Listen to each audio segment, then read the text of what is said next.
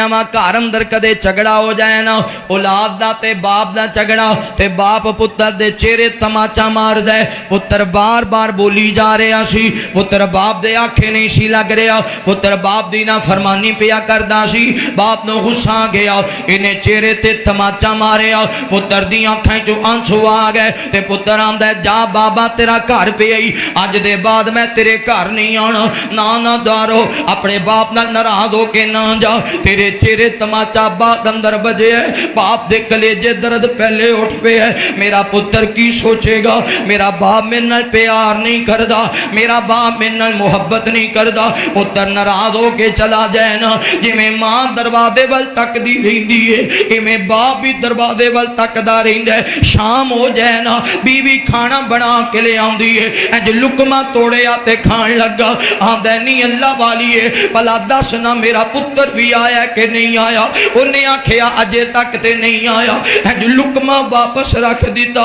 आंदा खाना चुक ला, अजे मैनू भुखी कोई नहीं। रात 9-10 का टाइम हो जाए, पुत्र घर ना आए, अपने पुत्र दे बेलियां दे बूहे खड़कांदा है, अपने पुत्र दे बेलियां दे दरवाजे खड़कांदा है, किते नंबर लैंदा है दे बेलियां दे, फोन करदा है इधर मेरा पुत्र ते नहीं आया। अगला बेली आंदा चाचा जी खैर ते है ना, आखे अज कमला नाराज होके टुर गया है, मैं काल मिलाना ते मेरा फोन नहीं सुनदा।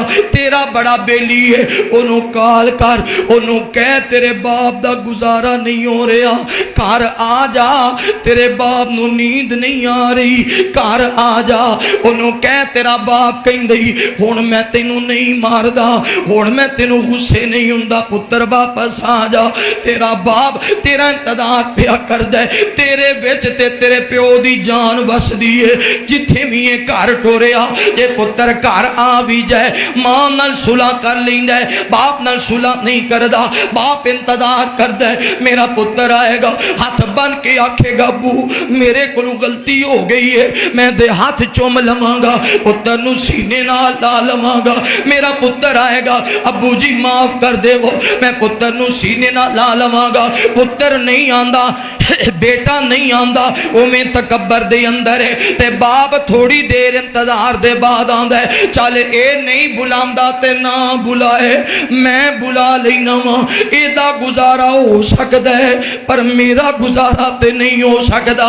ए रुस के वक्त गुजार सकदा है, मैं ते नहीं गुजार सकदा ना। ते बाप पता किवें सुलह करदा है, ओए पुत्र पानी ले आ, ओ पुत्र रोटी ले आ, ओ पुत्र फलां बंदे नू बुला के ले आ।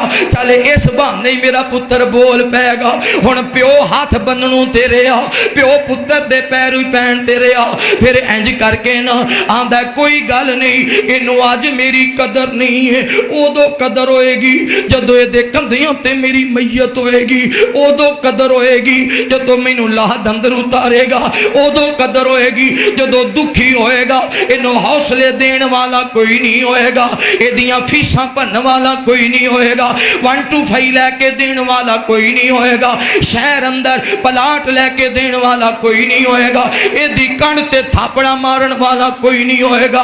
उदों कदर दा की फायदा, कदर करनी आ जिंदगी अंदर। मां दी भी कदर कर ला, बाप दी भी जिंदगी अंदर कदर कर। अज जिन्होंने जनाब शहर जाके पीजे बर्गर खवा रहे, शवारमे खवा रहे हैं, उन्होंने जनाब कढ़ाइयां, मेरे बेली ने औखा वेला आना, बेली एक नहीं दिसना। ते जिन्हों तू कदे फोका पानी नहीं ना पूछे, वो प्यो तेरी कंड ते खड़ा होना। आंदे ना किसी की कंड ते प्यो ने हथ रखिया तो आंदा है बचिया 10 जमाने च सब तो ज्यादा त्रकड़ा बंदा कौन है? उन्हें अब्बा जी मैं हाँ। गल्लां करदियां प्यो हथ चा लिया तो आंदा फिर माड़ा कौन है? आंदा अब्बा जी मैं हाँ।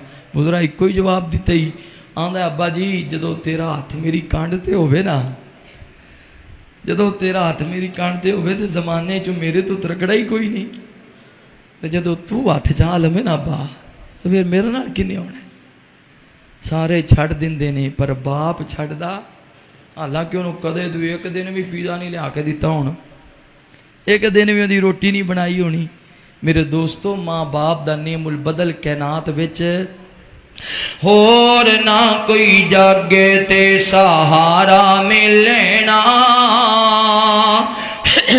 टुर गया बाप ना दोबारा मिलना